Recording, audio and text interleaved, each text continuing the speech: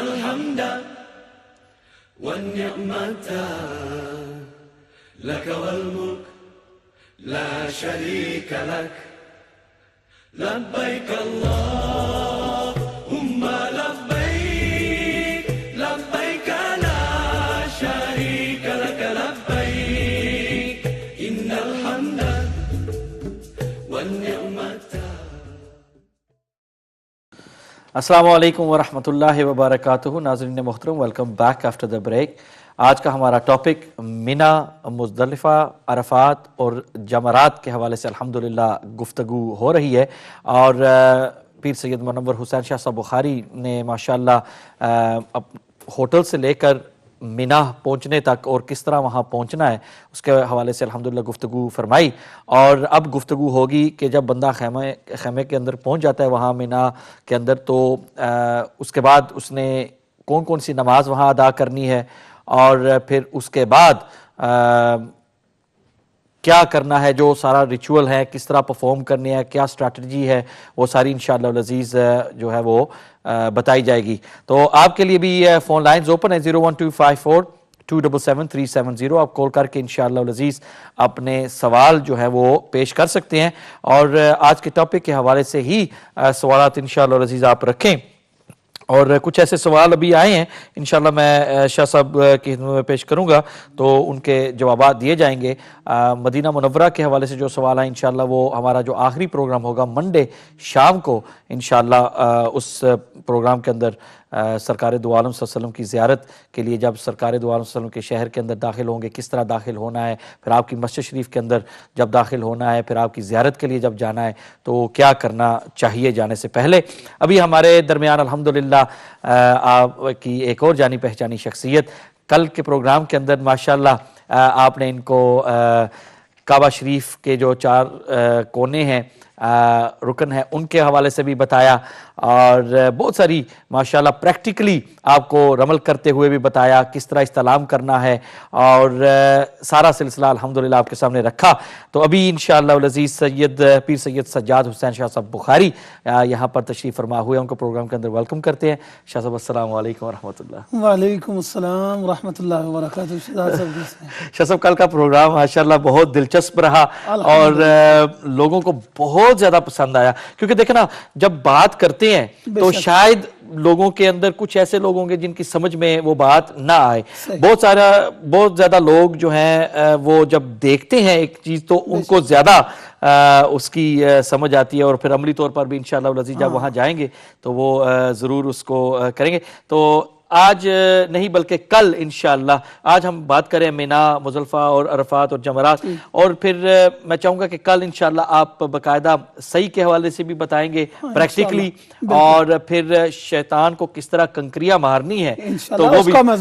اس کو ضرور کیونکہ بعض اوقات جو لوگ ہیں وہاں جاتے ہیں تو طرح طرح کی ان کے ذہن کے اندر وہ ہوتا ہے کہ بھئی اس طرح ہم ماریں گے، اس طرح وہ اپنا جوش نکالتے ہیں، اور تو اس طرح نہیں ہونا چاہیے. ایک طریقہ ہے، ایک طریقے کے اندر دائرے کے اندر ادائی تو ہے جو ادا کرنی ہے. ورنہ بعض دفعہ شہزاد صاحب وہی آپ کی بات سے مجھے یاد آ گیا کہ وہاں لوگوں نے بہت بڑے بڑے اینٹیں اور روڑے پکڑے ہوتے ہیں اور وہ مارتے ہیں. میں نے دیکھا ہے کہ آگے لوگوں کو لگنے سے وہ لوگ زخمی بھی ہو جاتے ہیں. تو انشاءاللہ صحیح جو طریقہ ہے شیطان کو کنکریاں مارنے کا وہ بھی انشاءاللہ العزیز باقاعدہ پریکٹیکل طور پر کل کے پروگرام کے اندر انشاءاللہ بتائیں گے. ابھی ہمارے درمیان مرزا فاروق چشتی صاحب موجود ہیں، ان کو پروگرام کے اندر ویلکم بھی کرتے ہیں دوبارہ، اور ان کی خدمت میں گزارش کرتے ہیں کہ ہمیں نعت رسول مقبول صلی اللہ علیہ وسلم کے چند اشعار پیش فرمائیں، اور انشاءاللہ بہت بڑی سعادت ہے. مرزا فاروق چشتی صاحب. صلی اللہ علیہ یا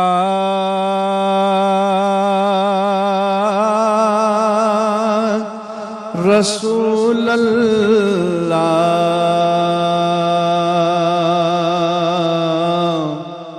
وسلم علیک یا حبیب اللہ. رحمت برس رہی ہے محمد کے شہر میں، رحمت برس رہی ہے محمد کے شہر میں. ہر شے میں تازگی ہے محمد کے شہر میں، رحمت برس رہی ہے محمد کے شہر میں، خدا کی قسم رحمت برس رہی ہے محمد کے شہر میں، ہر ایک بڑھ رہا ہے یہاں دامن مراد، ہر ایک بڑھ رہا ہے یہاں دامن مراد، مخلوق آ رہے ہے محمد کے شہر میں، مخلوق آ رہے ہے محمد کے شہر میں، ہر شے میں تازگی ہے محمد کے شہر میں، رحمت برس رہی ہے محمد کے شہر میں، آتے ہیں بخشوانے گناہوں کو گنہگار، آتے ہیں بخشوانے گناہوں کو گنہگار، قسمت بدل رہی ہے محمد کے شہر میں، قسمت بدل رہی ہے محمد کے شہر میں، ہر شے میں تازگی ہے محمد کے شہر میں، رحمت برس رہی ہے محمد کے شہر میں، ہر سمت آ رہی ہے صدا درود کی، ہر سمت آ رہی ہے صدا درود کی، ایک دھوم سی مچے ہے محمد کے شہر میں، ایک دھوم سی مچی ہے محمد کے شہر میں، ہر شے میں تازگی ہے محمد کے شہر میں، رحمت برس رہی ہے محمد کے شہر میں، دولت سکون کی ہر جگہ ہم ڈھونڈتے رہے، دولت سکون کی ہر جگہ ہم ڈھونڈتے رہے، آخر وہ مل گئے ہے محمد کے شہر میں، آخر وہ مل گئے ہے محمد کے شہر میں، ایسا لگا کہ سامنے خود آ گئے حضور، ایک نعت جب پڑھے ہے محمد کے شہر میں، ایک نعت جب پڑھے ہے محمد کے شہر میں، روشن ہے جس کے نور سے دونوں جہاں ریاض، ایسی شمع جلے ہے محمد کے شہر میں، ایسی شمع جلے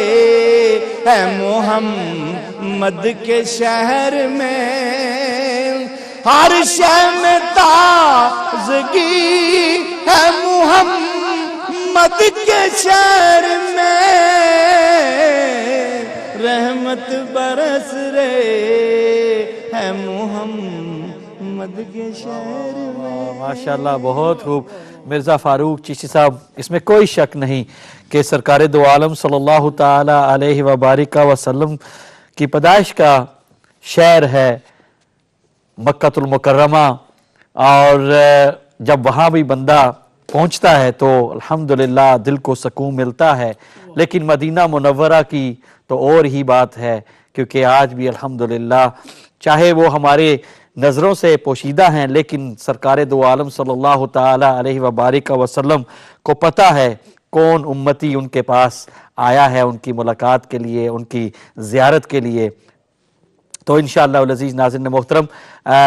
بات ابھی مینا کی ہوگی اور مینا کے اندر جب حجاج تشریف فرما ہو جاتے ہیں اپنے خیمے اندر تو اس کے بعد کتنی نمازیں وہاں پر مینا کے اندر ادا کرنی ہے پھر اگلا سٹیپ کیا ہے ایک ترتیب جو ہے انشاءاللہ العزیز ابھی ہم اپنے مہمانوں سے پوچھیں گے ابھی ہمارے ساتھ عبد الخالق صاحب ہیں سلاؤ سے السلام علیکم وعلیکم السلام ورحمۃ جی وعلیکم السلام اچھا جناب گزارش ہے کہ ایک سوال پوچھنا شاہ صاحبان کی خدمت میں بھی السلام علیکم وعلیکم السلام اچھا یہ ایک تھوڑا سا کلیئر کریں گے جو طواف شروع کرتے وقت جی پہلے 3 چکروں میں رمل کیا جاتا ہے جی اور جو انتظبہ ہے وہ جو کندھا ننگا رکھا جاتا ہے دایاں جی پورے 7 چکروں میں رکھا جاتا ہے یا 3 چکروں میں رکھا جاتا ہے؟ ٹھیک ہے بتاتے ہیں انشاءاللہ شکریہ ٹھیک ہے بہت شکریہ جزاکم اللہ خیر جزاکم اللہ شاہ صاحب میں آپ کی طرف آتا ہوں کہ مینا کے اندر جب حجاج پہنچ جاتے ہیں تو اپنے خیمے کے اندر پہنچ جاتے ہیں وہاں پر بھی جو کبھی کبھار قبضہ پارٹی بھی ہوتی ہے وہ لیکن میں زیادہ نہیں چاہتا کہ ان کی طرف لیکن آپ بتائیں کہ اس کے بعد کتنی نمازیں وہاں پر ادا کرنی ہے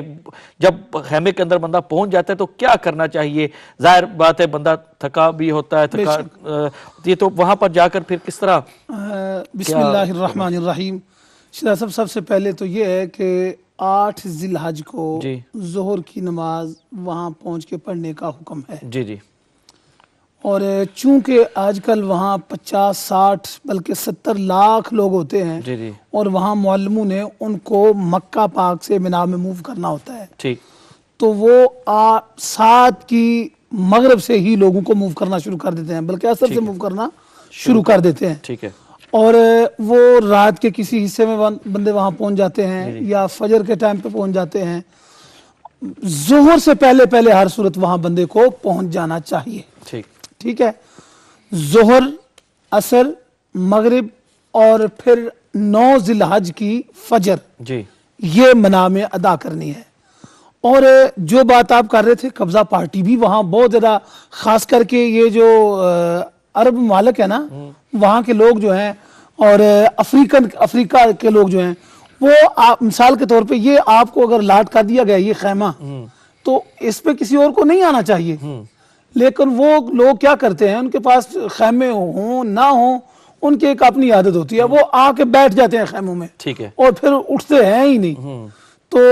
اس کے لیے بھی تھوڑا سا بندے کو ہوشیار بھی وہاں رہنا پڑتا ہے اور اپنی جگہ جس وقت گروپ لیڈر آپ کو بتا دے کہ یہ آپ کا خیمہ ہے اور وہ ایک خیمے میں کم از کم 40 حاجیوں کو وہ جگہ دیتے ہیں ٹھیک ہے اور اس میں پھر وہاں بلکہ گروپ کے لوگ ہی جو ہے نا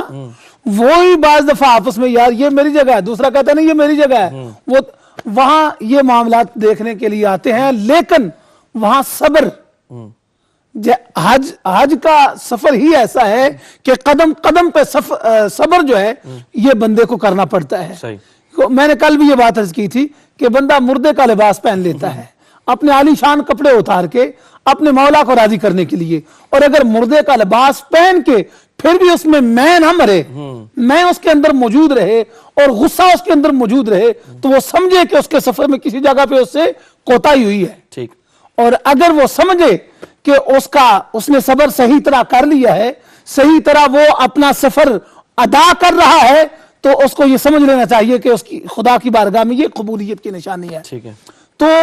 صبر جو ہے یہ جگہ جگہ پہ، مثال کے طور پہ اگر کوئی بندہ جگہ پہ بیٹھ بھی جاتا ہے، اس کو پیار سے محبت سے کہیں بھائی یہ میری جگہ ہے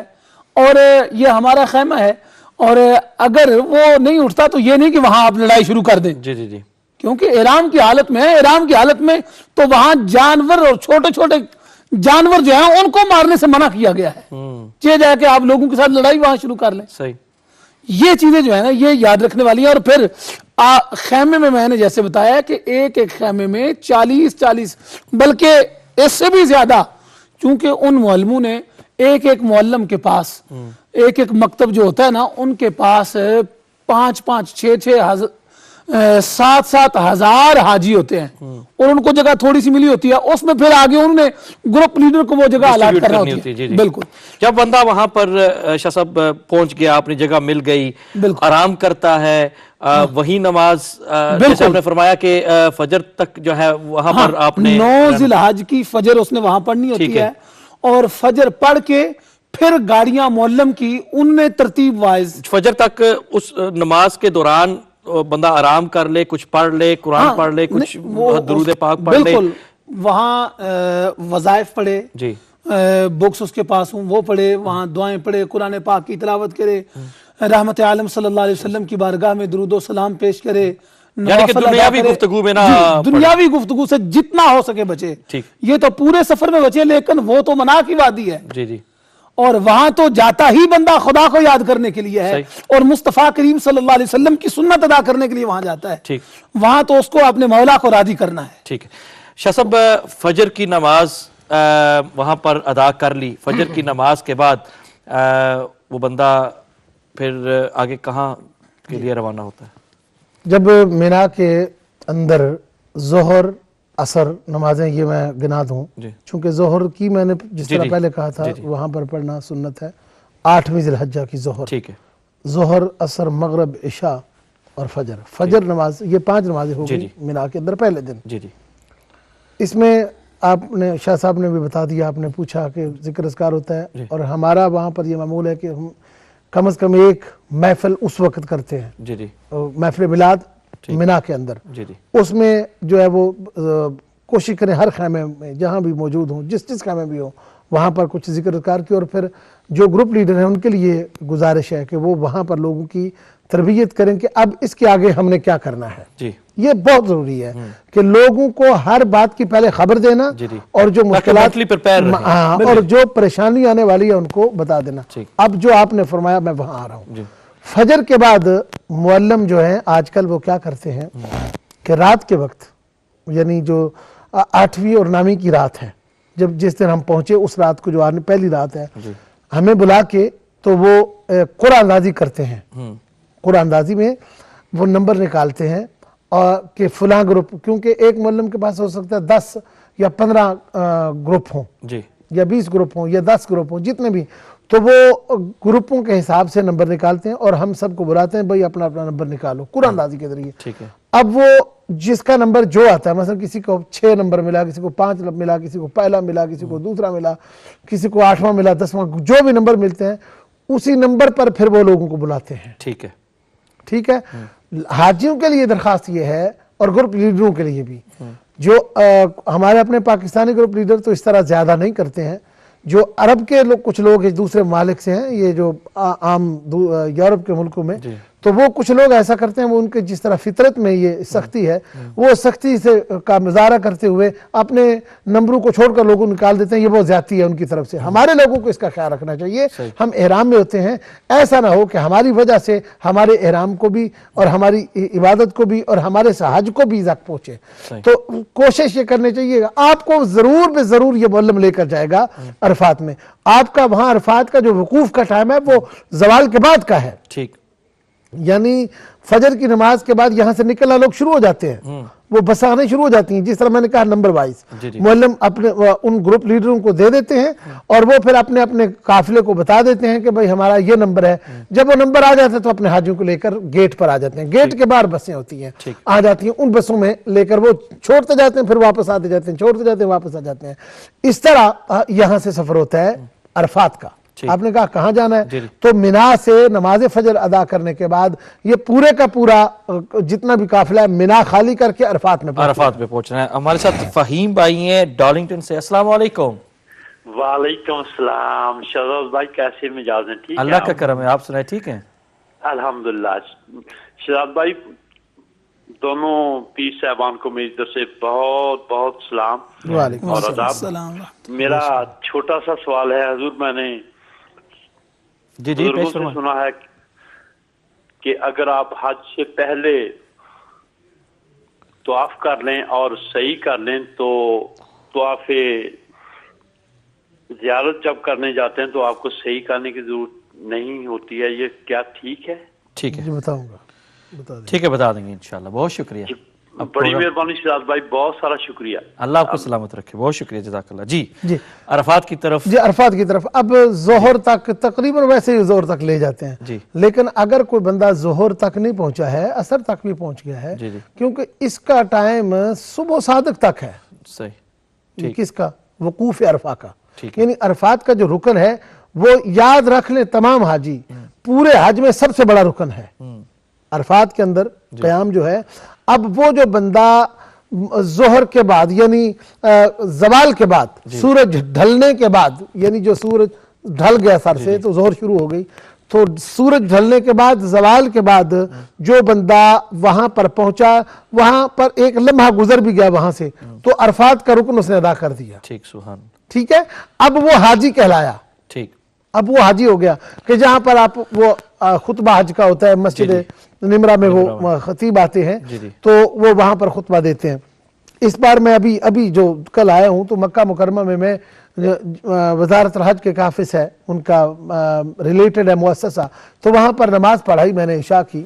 تو وہ عشاء کی نماز کے لیے 2 رکعت، ظاہر ہے میں مسافر تھا تو 2 رکعت پڑھ کے سلام پھیرا، تو کافی لوگ سے پیچھے، تو بہت سارے بعد میں سلام پھیر کے عربی مجھے کہنے لگے یہ جو اے شہزاد یار آپ نے یہ کیا کیا ہے؟ تو یہاں پر مقیم موجود تھا، یا مقیم سب لوگ تھے، تو آپ تو مسافر ہیں، آپ کو یہ 2، حالانکہ مسئلہ یہ ہے مجھے کسی نے مجبور کیا آگے کرنے کے لیے، میں بھی خود نہیں کھڑا ہوا تھا، وہاں پر جو لوگ تھے مجھے انہوں نے کہا جی آپ عربی تھے، انہوں نے کہا کہ آپ نماز پڑھیں، میں نے کہا میں مسافر ہوں، انہوں نے کہا معافی مشکل آپ آئے آگے، میں آگے ہو گیا، نماز پڑھا دی، تو جو پیچھے سے بعد میں آئے نا جن کو بیچاروں کو میرے سلام کے بعد کھڑا ہونا پڑا تو مجھ سے باتیں کرنے لگے، یعنی یہ آپ نے کیا کیا ہے، یعنی اپنی زبان میں، تو میں نے ان کو خاموش پتہ کس بات سے کروایا، میں نے کہا بھائی صاحب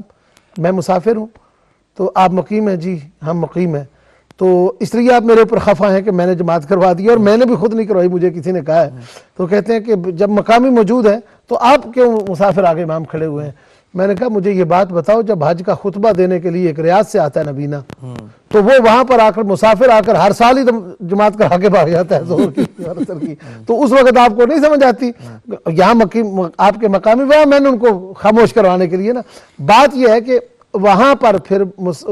جاتے ہیں اپنے اپنے خیمے میں، ہر خیمے میں ہماری الحمدللہ وہاں پر جو بھی لوگ ہیں جماعت کراتے ہیں اپنے خیمے میں، وہاں پر جماعتیں ہوتی ہیں، اور ظہر کے وقت ظہر اور عصر کے وقت عصر، کہاں؟ عرفات میں۔ یہ بات میں نے جان بوجھ کر واضح کی ہے تاکہ اپنے تمام لوگوں کے لیے یہ بات واضح ہو جائے، اگر وہ اپنے خیموں میں نماز ادا کریں گے، اگر وہ، چونکہ سارے بندے تو مسجد انورا میں جا نہیں سکتے، تو وہاں پر خیموں میں ہی وہ نماز ادا کرتے ہیں، تو جماعت کے ساتھ ہوتی ہے، تو ظہر کے وقت ظہر اور عصر کے وقت عصر وہاں پر ادا کی جاتی ہے، قصر، ٹھیک ہے۔ اب یہ عرفات کی بات ہے، وہاں پر پھر آپ قیام کریں، دعائیں مانگیں، وہاں پر آپ کو پتہ ہے کہ ہمیشہ سے ہمارا معمول ہے کہ امہ چینل جو ہے پورے یہ سفر کو 5 دن ہمارا الحمدللہ ہر وقت وہ دعائیں ہوتی ہیں، انشاءاللہ باذن اللہ تعالی، تو وہاں پر پھر وہ جب عصر کی نماز ہو جاتی ہے تو عصر کے بعد پھر ہم کھڑے ہو کر دعا رو کر کرتے ہیں، وہ سب لوگ کرتے ہیں، ہم بھی اور سب لوگ اس وقت باہر نکل جاتے ہیں اور میدان میں کھڑے ہو کر وہ دوسرے لفظوں میں وقوف بھی ہو جاتا ہے، یعنی کھڑا ہو کر دعا بھی ہو جاتی ہے، ذکر اذکار بھی ہو جاتا ہے، تو وہ وہاں سے پھر جیسے ہی مغرب کی اذان ہو جاتی ہے وہاں پر، اچھا ظہر بھی ہم نے وہاں پڑھی، عصر بھی ہم نے پڑھی، اب مغرب کی اذان ہو گئی، اللہ اللہ قربان جاؤں میں میرے آقا کریم صلی اللہ علیہ وسلم کی ذات اور ان کی شان پر کہ وہاں پر مغرب کی اذان ہو گئی لیکن ہم نے نماز نہیں ادا کرنی۔ عرفات میں باقی سارے لوگ مکے والے، مدینہ طیبہ والے اور گھروں والے، شہروں والے، پوری دنیا میں نماز مغرب کے وقت مغرب ادا کر رہے تھے، پر حاجیوں کے لیے حکم ہے کہ نہیں، اب اذان بے شک ہو گئی تو عرفات میں نماز مغرب نہیں پڑھ سکتے، تو کہاں پڑھنی ہے؟ کہا کہ چلو یہاں سے سورج غروب ہونے کے بعد نکلو بسوں میں اور پہنچو، یا پیدل چلو، جیسے بھی آپ نے مزدلفہ پہنچو، رات کے 12 بجے بھی وہاں پر پہنچ گئے تو وہاں پر آپ نے مغرب اور عشاء دونوں کو ملا کر پڑھنا ہے۔ تو اب کیا ہوگا کہ وہ دونوں ملا کر، میرا خیال وہ سوال آپ نے کرنا ہے بعد میں، تو یہاں پر پھر مینا بسیں آتی یہاں، جو ضروری بات ہے اپنے تمام ناظرین کے لیے بھی اور معلمین کے لیے اور گروپ لیڈرز کے لیے بھی، یہ لوگوں کو بار بار یہاں پر بتا دیا جائے، تمام جتنے بھی لوگ ہیں ان کے لیے آسانی رہے گی، بتائیں گے تو عرفات میں جب مغرب کی اذان ہو جاتی ہے تو بسیں آنا شروع ہو جاتی ہیں، ٹھیک ہے، بسوں پر وہاں بھی وہ قرآن اندازی والا سلسلہ ہوتا ہے، پھر وہی نمبر، لیکن وہاں پر لوگ احتیاط نہیں کرتے، چونکہ وہاں پر اور حساب ہوتا ہے، خیموں کا اس طرح کا انداز نہیں ہوتا ہے، وہاں پر پھر کیا ہوتا ہے کہ لوگ دھکم پیل ہو جاتے ہیں شروع، ایک دوسرے کو پیچھا آگا پیچھا آگے باہر زور کے ساتھ بسوں پر بیٹھ کر تو مزدلفہ کے لیے جایا جاتا ہے، لیکن اس میں بھی لوگوں کو خدارہ یہ چاہیے کہ اتنی بڑی محنت کر کے آپ گئے، اتنی دقت اٹھائی، اتنی تکلیف اٹھائی، اتنے وہ جس طرح آپ کہہ رہے تھے خرچ بھی کیا، یہ تو خرچ کچھ بھی نہیں ہے، اس کا دیا ہوا اسی کی راہ میں خرچ ہو گیا، ورنہ تو ہمارے پاس تھا تو ہم نے خرچ کر لیا، وہ لوگ بھی ہیں جن کے پاس بیچاروں کے پاس ہے نہیں، تو اس لیے اس کا تھا اسی کی راہ میں گیا، یہ کوئی بہت احسان نہیں کسی پر ہم نے کیا، یہ تو اللہ کا کرم ہے کہ اس نے ہمیں اپنی راہ میں خرچ کروا دیا، تو وہاں پر گئے تو یہ نہ سمجھے کہ ہم سینہ تان کے چلیں کہ ہم بھائی، بہت سارے لوگ کہتے ہیں جی وی آئی پی حج کیا ہم نے، وی آئی پی بھائی کیا وی آئی پی حج میں کیا ہو گیا تمہارا، کیا کہ تم نے دو بار ثواب کر لیا، 2 حج آپ کو ثواب مل گیا، وی آئی پی حج کا مطلب کیا ہے؟ یا آپ کو کوئی وی آئی پی کر کے نہیں کیا، کیا ہے جی کہ بس بتانا لوگوں کو۔ ایک بندہ کہتا ہے جی میں نہیں کرتا، میں تو پورا 10,000 حج کیتا ہے، میں وی آئی پی کیتا، میں بس پرائیویٹ، میری کار پرائیویٹ۔ خدا کے بندے، یہاں یہ ساری باتیں تو فنا کرنے کے لیے آئے تھے، ہم اس بات کو تو ختم کرنے کے لیے یہاں پر پہنچے تھے، لہذا اس لیے اس بات کا خیال نہ رکھا جائے کہ میں نے وی آئی پی جانا ہے، بلکہ وی آئی پی تب ختم ہو جاتی ہے میری جب وہاں پر میں عرفات کے رڑے پر بیٹھتا ہوں، اور پھر ہر چیز میری وہ مزدلفہ کے میدان میں کنکریوں پر بیٹھتا ہوں، نہ وہاں پر خیمہ ہے نہ وہاں پر کوئی چیز ہے، وہی 2 چادریں ہیں، اوپر مٹی پڑ رہی ہے اور پتہ چلتا ہے وی آئی پی کے ساتھ کیا ہو رہا ہے وہاں پر۔ اس لیے یہی تو بتانا اللہ کا مقصود ہے کہ تو کچھ نہیں ہے، اسی مٹی میں سے آیا، اسی مٹی میں واپس جائے گا، لہذا وہاں پھر آپ نے جو نکلتے وقت تمام حاجیوں نے خیال کرنا ہے کہ خدا کے واسطے کسی کو تکلیف پہنچی، کسی کو مسئلہ بنا، میں نے وہاں پر لوگوں کو لڑتے دیکھا ہے، جھگڑتے دیکھا ہے، گالیاں، وہ کوئی کہتے ہیں احرام چلو تیری میں کر لینا، تو بھائی ان چیزوں سے بچنا بہت ضروری ہے۔ احرام کا مقصد کیا ہے؟ احرام کا مقصد ہے کہ بہت ساری چیزیں، غصہ بھی آپ پر حرام، اور ایک اور چیز جو صاف اور بہت اہم ہے، ہم حرم میں ہوتے ہیں تو حرم میں آج کل وہ پہاڑ اٹھا رہے ہیں سارے کے سارے۔ جی ضرور بریک کی طرف جانا ہے، تو ابھی مینا کے اندر ظہر، عصر، مغرب، عشاء، فجر، یہ ہم نے ادا کرنی ہے۔ فجر کے بعد ہم نے روانہ ہو جانا ہے عرفات کے لیے۔ عرفات وہاں ظہر کی نماز، عصر کی نماز، عصر کے بعد دعا ہوگی، بلکہ پورا ٹائم ہی جو آپ کا عرفات کا ہے وہاں پر دعائیں مانگنی ہے۔ مغرب کی نماز اذان ہو جائے، مغرب کی نماز وہاں پر ادا نہیں کرنی، پھر وہاں عصر کی نماز، مغرب کی جب ہو جائے اذان تو آپ نے روانہ ہو جانا ہے مزدلفہ کے لیے۔ وہاں پر جا کر آپ نے مغرب اور عشاء دونوں اکٹھی ملا کر پڑھنی ہے۔ یہاں تک ہم پہنچے، اور اس کے بعد کیا سے مزدلفہ کے حالات مجھ سے پوچھنا، ہاں وہ انشاءاللہ بریک کے بعد ملتے ہیں، بریک کے بعد۔ والسلام علیکم۔ لبیک اللہم لبیک، لبیک لا شریک لک لبیک، ان الحمد والنعمت لک والملک لا شریک لک، لبیک اللہ